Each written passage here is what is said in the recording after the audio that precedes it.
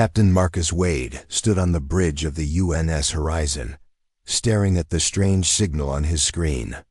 The ship had been traveling through the Kepler 442 system for 3 weeks, mapping new planets and looking for signs of life. This was supposed to be a quiet mission, nothing dangerous or exciting. "Captain, that signal is getting stronger," said Peter Stone from his communications desk.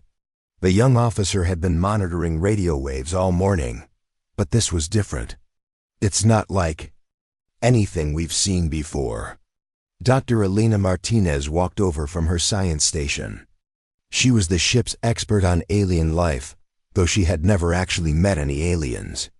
"The pattern is too complex to be natural. Something intelligent is sending this." Commander Jake Harrison crossed his arms and frowned. "Could be a trap. We should be careful about strange signals in unknown space." Wade nodded slowly. Harrison was right to be worried, but Wade was curious.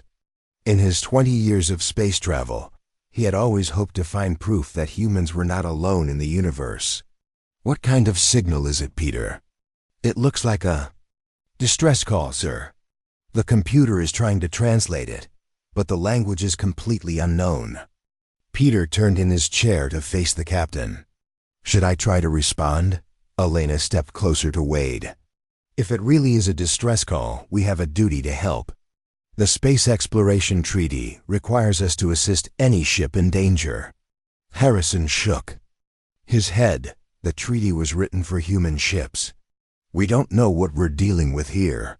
Wade studied the signal data on the main screen. The source was about 6 hours away at full speed. It was coming from what looked like a very large ship, much bigger than the Horizon. "How big would you say that vessel is, Elena?" Elena checked her instruments. "At least 3 times our size. Maybe bigger. The shape is strange, though. It doesn't look like any human design." "Because it's not human," Wade said quietly. He had made his decision. "Peter, set course for the signal. Jake, get Security Chief Campbell up here. Elena, I want you to prepare for possible first contact with an alien species." Harrison looked unhappy but nodded. "I'll have the weapons ready, just in case." "No weapons," Wade said firmly.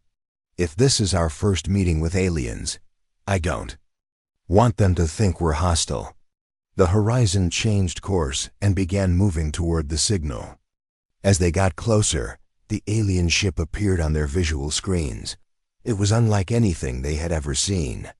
The ship seemed to be alive somehow, with smooth curves and what looked like breathing holes along its sides. Strange lights pulsed under its surface like a heartbeat. Lisa Campbell arrived on the bridge.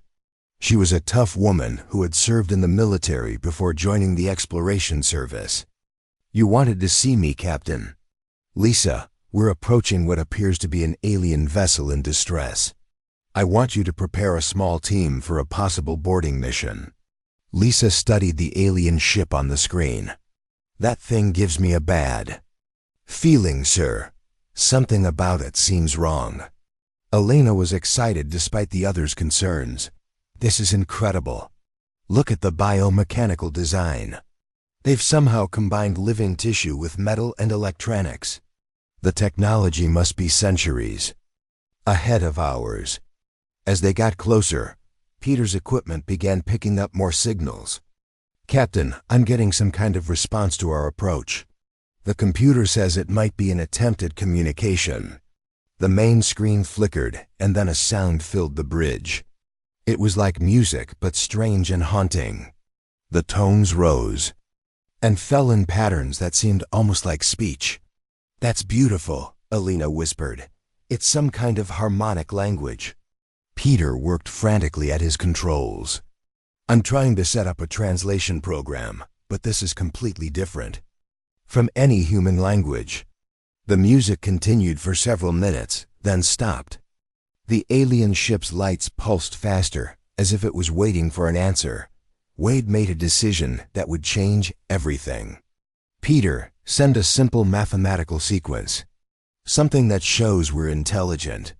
Peter sent a series of prime numbers toward the alien ship. The response came quickly, the same sequence, but with additional numbers added to it. The aliens were not just intelligent, they were trying to communicate. "They're completing our mathematical patterns," Elena said with excitement. "They understand what we're trying to do." Over the next hour, the two ships slowly developed a basic communication system. The aliens sent images showing their ship was damaged and they needed help. Wade could see that parts of their vessel were dark and some sections looked like they had been torn apart from the inside. "They're asking us to come aboard," Peter said after receiving another message. "I think they want to show us what's wrong." Harrison stepped forward. "Captain, this could be dangerous. We know nothing about their biology, their weapons, or their intentions." Wade understood Harrison's concerns, but his curiosity was stronger than his fear. "Elena, what's your professional opinion?" Elena had been studying every piece of data they had collected. "Their communication attempts have been peaceful and mathematical. They haven't made any threatening moves. If they wanted to hurt us, they could have attacked already with a ship that size." Lisa checked her equipment. "I can have a boarding team ready in 30 minutes. Full environmental suits and emergency equipment." Wade nodded. "Do it." "Peter, tell them we're coming aboard to help." As the boarding team prepared, Wade couldn't shake the feeling that this moment would be remembered forever. Humanity was about to meet its first alien species. Everything they did in the next few hours could determine the future relationship between their civilizations. The alien ship waited patiently as the horizon moved closer. Its strange lights continued to pulse like a heartbeat, and Wade wondered what kind of beings lived inside such a vessel. Were they peaceful explorers like humans, or something else entirely? Elena joined the boarding team, unable to pass up the chance to be part of first contact. Peter would monitor communications from the horizon, while Harrison stayed behind to command the ship if something went wrong. As their shuttle approached the alien vessel, Wade saw that it was even stranger. Up close, the hull seemed to shift and move slightly, as if it was breathing. There were no obvious weapons, but there were also no clear entry points. Then, as if responding to their presence, part of the alien ship's hull opened like a flower, revealing a docking bay that seemed designed to welcome visitors. Wade took a deep breath and prepared to step into history. The inside of the alien ship was like nothing Wade had ever seen. The walls seemed alive, with a soft glow that pulsed gently like breathing. The air felt thick and warm, and their suits detected an atmosphere that would be breathable for humans, though Elena warned against removing their helmets. "Stay close together," Lisa said through their communicators. She held her scanner ready, checking for any signs of danger. "This place feels wrong somehow." Elena was amazed by everything she saw. The corridors curved and twisted in ways that made no sense for a normal ship. There were no straight lines anywhere, and the floor felt soft under their feet. "It's like we're inside a living creature," she whispered. As they moved deeper into the ship, they began to see the aliens themselves. The beings were tall and thin, with skin that looked like crystal. They moved gracefully, almost floating rather than walking.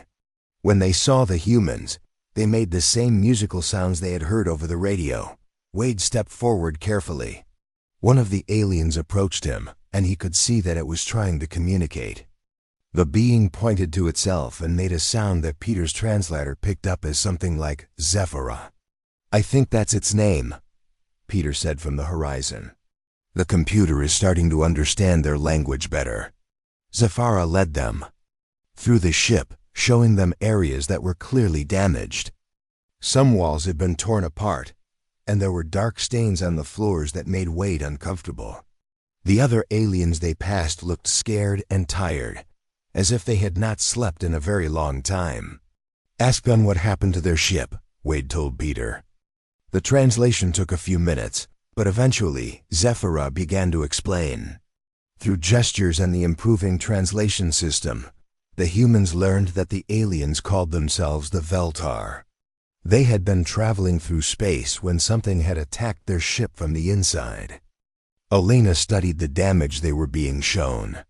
This wasn't caused by weapons or an accident. Something tore through these walls with incredible strength. Lisa examined the claw marks in the metal. Whatever did this is big and very dangerous. As they continued through the ship, Wade noticed that certain areas were sealed off with what looked like emergency barriers. The Veltar became more nervous as they approached these sections, and Zafara tried to guide them away. "They don't want us to go that way," Elena observed. "Something is behind those barriers." Wade felt a chill run down his spine. "Ask them what they're keeping locked up." The translation of Zafara's response made everyone freeze. According to the computer, the alien had said something about the hunger that devours and the ancient evil. "Captain," Peter's voice came through their radios with worry, "I'm picking up some kind of movement in the sealed sections. Something big is moving around in there." Lisa immediately raised her scanner and began checking for life signs. What she found made her step back in shock. "There's something massive behind those barriers. It's moving toward us." Zafara began making urgent sounds, clearly trying to warn them about something. The other Veltar started backing away from the sealed area, their crystal skin flickering with colors that seemed to indicate fear. Elena worked frantically with her equipment, trying to understand what they were dealing with. The biological readings are unlike anything in our databases. It's not just big, it's actively changing shape. Suddenly, the lights in the corridor began to dim. The soft glow from the walls flickered and went dark in several places. Wade could hear something moving behind the barriers, something that sounded too large for the spaces it was in. "We need to get back to the shuttle," Lisa said, but as she turned around, she realized they had gotten lost in the twisting corridors. The path back was not clear anymore. Zafara was making more urgent sounds now, and the translation system was picking up words like escape and too late. Then they heard it. A sound that made every human freeze in terror. It was like a scream, but deeper and more horrible than anything that should exist. The sound seemed to come from everywhere at once, vibrating through the walls and floor. "What was that?" Wade demanded. Elena checked her readings again, and her face went pale inside her helmet. "Captain, whatever is behind those barriers, it's not contained anymore. The barriers are failing." Lisa grabbed her weapon, though she knew it would probably be useless against something that could tear through alien metal like paper. "Everyone stay together. We find the shuttle and get out of here now." The Veltar around them were panicking. Some were running toward other parts of the ship, while others seemed frozen with fear. Zafara grabbed Wade's arm and began pulling him in a specific direction, making urgent sounds. "I think it's trying to lead us to safety," Elena said. As they followed Zafara through the corridors, Wade began to understand the horrible truth. The Veltar had not been damaged by an outside attack. They were prisoners on their own ship, keeping something locked away that was far too dangerous to let loose. "Peter," Wade called to the horizon. "Prepare for emergency departure. We may need to leave quickly." "Captain, I'm detecting massive energy readings from the alien ship. Something is breaking free from the containment areas." The corridor they were in suddenly shook violently. Pieces of the ceiling fell down, and cracks appeared in the walls. Through the cracks, Wade could see something moving in the darkness beyond. Something that seemed to flow like liquid, but was clearly alive and hungry. Zafara led them into a large chamber that appeared to be some kind of control room. Other Veltar were there, working frantically at strange controls that looked more grown than built. They were trying to maintain the failing barriers, but it was clear they were losing the battle. Elena studied the alien technology while Lisa kept watch at the entrance. "Captain, from what I can understand, they've been fighting this thing for years. It feeds on living beings, and it gets stronger with each victim." Wade felt sick as he realized what this meant. How many of them has it killed? The translation of Zafara's response was chilling. Hundreds of Veltar had been fed to the creature over the decades, sacrificed to keep it calm and contained. But now it was breaking free, and nothing they had could stop it. The chamber shook again, more violently this time. Through the walls, they could hear the sound of metal being torn apart like paper. The creature was coming for them, and there was nowhere left to run. The walls of the control room exploded inward with a sound like thunder. Through the torn metal came something that Wade's mind struggled to understand. The creature was huge and dark, constantly changing shape like liquid shadow. One moment it looked like a giant spider, the next like a massive snake, then like something that had no name at all. Lisa fired her weapon at the thing, but the energy bolts passed right through it, as if it was made of smoke. The creature turned toward her, and Wade saw that it had no fixed face, just shifting features that seemed to mock whatever it was looking at. Two Veltar, who had been working at the controls, screamed as the creature flowed over them. Wade watched in horror as the alien's crystal skin began to dim and crack. In seconds, they crumbled to dust, and the creature grew slightly larger. "It's feeding on their life force," Elena said, backing away from the monster. "That's how it gets stronger." Zephyra made desperate sounds and pointed toward a side passage. The remaining Veltar were already running that way, but the creature was faster. It cut off their escape route and began hunting them one by one. Wade found himself separated from his team as the creature filled the room with its shifting bulk. He pressed himself against a wall, trying to stay quiet, but the thing seemed to know exactly where everyone was. The creature suddenly stopped moving and began to speak. But it was not using the musical language of the Veltar. It was speaking in perfect English, using Wade's own voice. "Hello, Marcus," it said with his voice. "I know all about you. I know about your daughter who died in the transport accident. I know how you blame yourself for not being there." Wade felt ice in his veins. The creature was inside his head somehow, reading his memories and using them against him. It began to change shape, becoming smaller and more human-like. "Daddy," it said, now looking exactly like his dead daughter Sarah, "why didn't you save me? Why did you let me die?" Wade closed his eyes and tried to block out the image, but the creature's voice continued. "I was scared, Daddy. I called for you, but you weren't there. You were on another planet, playing explorer while I needed you." Across the room, Lisa was dealing with her own nightmare. The creature had split itself somehow, creating multiple forms. To her, it appeared as enemy soldiers from her time in the war, men she had killed in combat. "You enjoyed killing us," the soldiers said in voices she remembered. "You pretended it was duty, but you liked watching us die."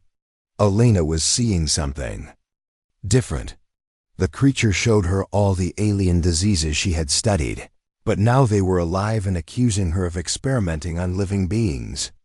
"You cut us apart to learn our secrets," they whispered. "You caused us pain for science." But as Wade listened to the creature torment his team, he began to notice something strange. Every few seconds, the creature would pause, as if confused by something. It would stop in the middle of its psychological attacks and seem to lose focus. "Elena," Wade called out, trying to ignore the image of his daughter that the creature was using to hurt him. "Are you monitoring its behavior patterns?" Elena, fighting off her own horrors, managed to activate her scanner.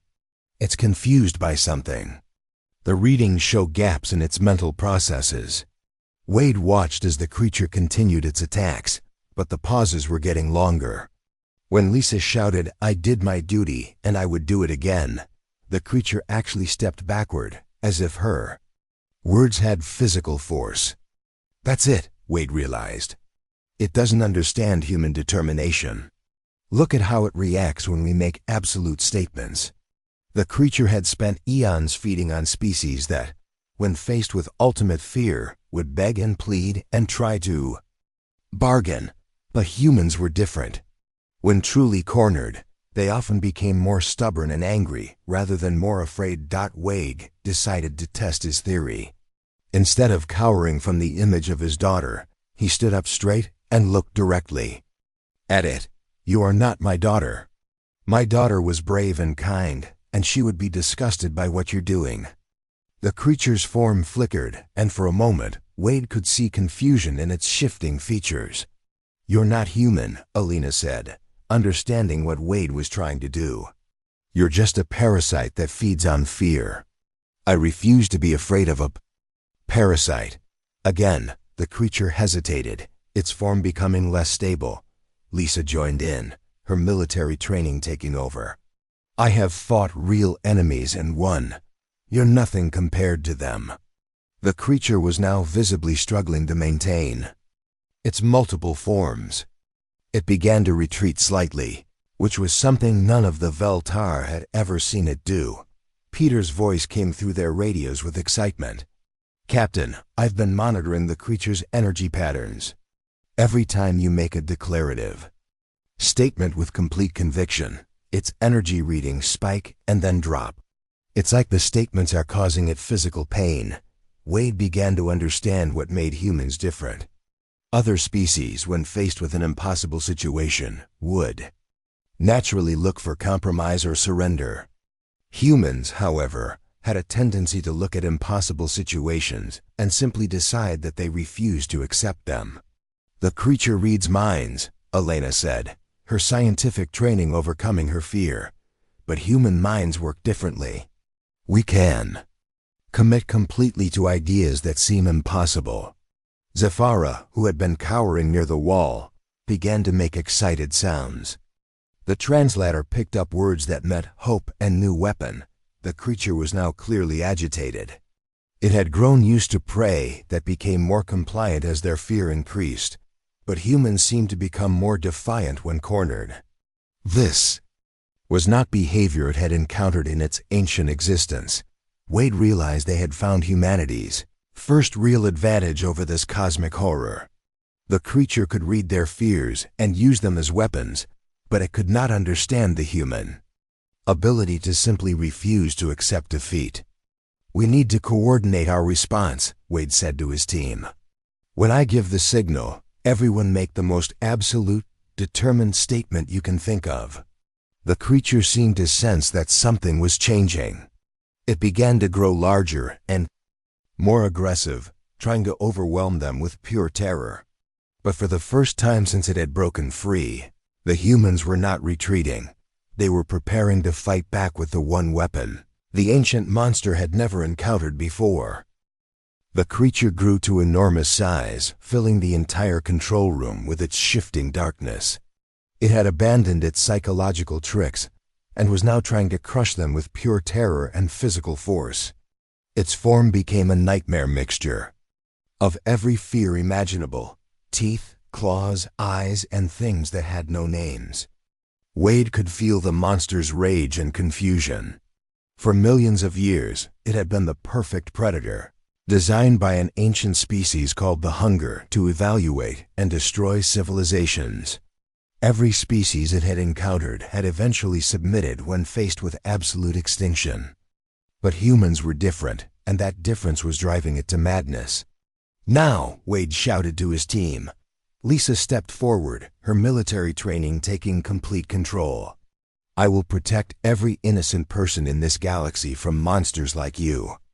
That is my absolute promise, and I have never broken a promise." The creature's form shuddered as if she had struck it with a physical weapon. Elena raised her scanner and declared with scientific certainty, "You are nothing more than organized matter following predictable biological patterns. I reject your claim to superiority over any sentient species." Another visible impact hit the creature. Parts of its form began to separate and lose cohesion. Peter's voice came through the radio with determination that surprised everyone. "Your species ruled through fear, but fear only works on people who accept it. Humanity chooses not to be afraid of you." The creature let out a scream that shook the entire ship. It was clearly in pain now, something that had never happened in its ancient existence. But it was not finished. Drawing on reserves of power it had built up over decades of feeding on the Veltar, the monster began to pull itself back together. It grew even larger, pressing against the walls and ceiling of the control room. "You cannot defeat me," it said in a voice like breaking stone. "I am eternal, I am inevitable. I have destroyed 1,000 civilizations." The remaining Veltar were cowering against the walls, but Zafara was watching the humans with something that looked like hope.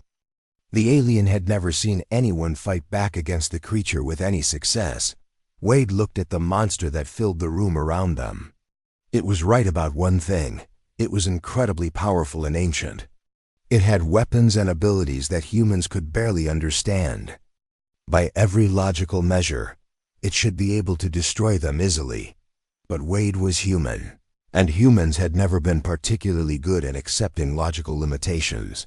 The creature began its final attack, forming itself into a wave of pure darkness that would crush them all at once. This was how it had killed the last defenders on hundreds of worlds.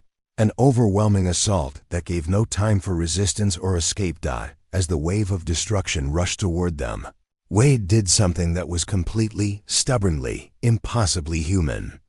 He did not try to run or fight or find a clever solution. He did not beg or bargain or look for compromise. He simply looked at the advancing nightmare and said one word with absolute, total, unshakable human conviction: no. Not "please don't," or "you can't do this," or "we'll find a way to stop you." Just a flat, simple rejection of the creature's right to exist, spoken with the kind of certainty that had built human cities in impossible places and sent human ships to the stars. Despite every argument against it, the word hit the creature like a sledgehammer. Its advancing form stopped completely, frozen in mid-attack. For the first time in its existence, the monster had encountered a mind that simply refused to accept its reality. Not through ignorance or delusion, but through the purely human trait of looking at an impossible situation and deciding that impossibility itself was wrong. The creature's form began to shake violently. It tried to continue its attack, but Wade's absolute rejection had created a kind of mental static that it could not process or overcome. The ancient hunger had designed their scout to be unstoppable, but they had never encountered a species that could choose to stop believing in unstoppable. Elena quickly understood what was happening. It's trying to exist in a reality where something refuses to accept its existence. The contradiction is tearing it apart. The monster's form began to collapse as it struggled with Wade's simple no. Parts of it were dissolving back into basic matter, unable to maintain cohesion in the face of such absolute human stubbornness. Lisa stepped forward and added her voice. "No creature has the right to feed on innocent people. I reject your existence completely." Elena joined in with scientific precision. "The universe does not permit perfect predators. There are always limitations, and we are yours." Peter's voice came through the radio with growing confidence. "Your time is over. The age of monsters ends when it meets humanity."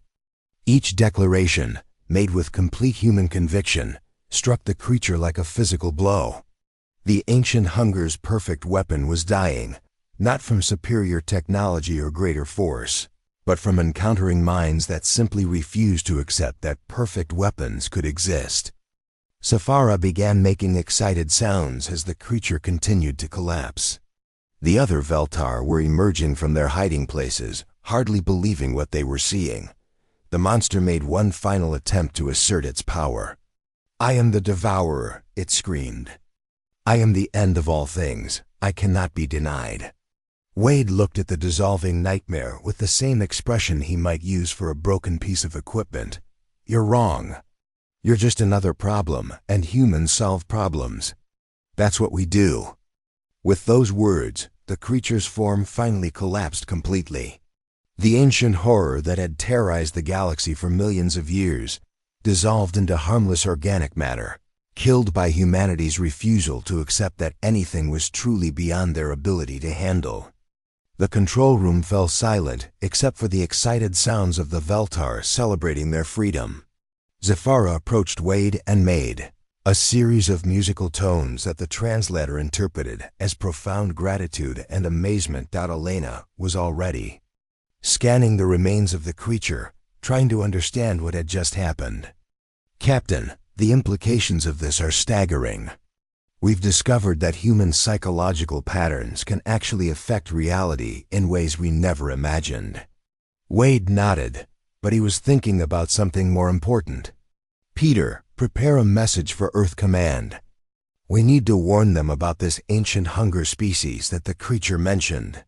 As they prepared to leave the alien ship with their new Veltar allies, Wade realized that humanity had just learned something crucial about their place in the galaxy. They were not the strongest or smartest species, but they might be the most stubborn, and sometimes, when facing cosmic horrors that ruled through fear and despair, stubbornness was exactly what the universe needed. The ancient hunger had controlled the galaxy for millions of years by being the most frightening thing in the darkness. They had never encountered a species that, when confronted with ultimate terror, simply chose not to be afraid.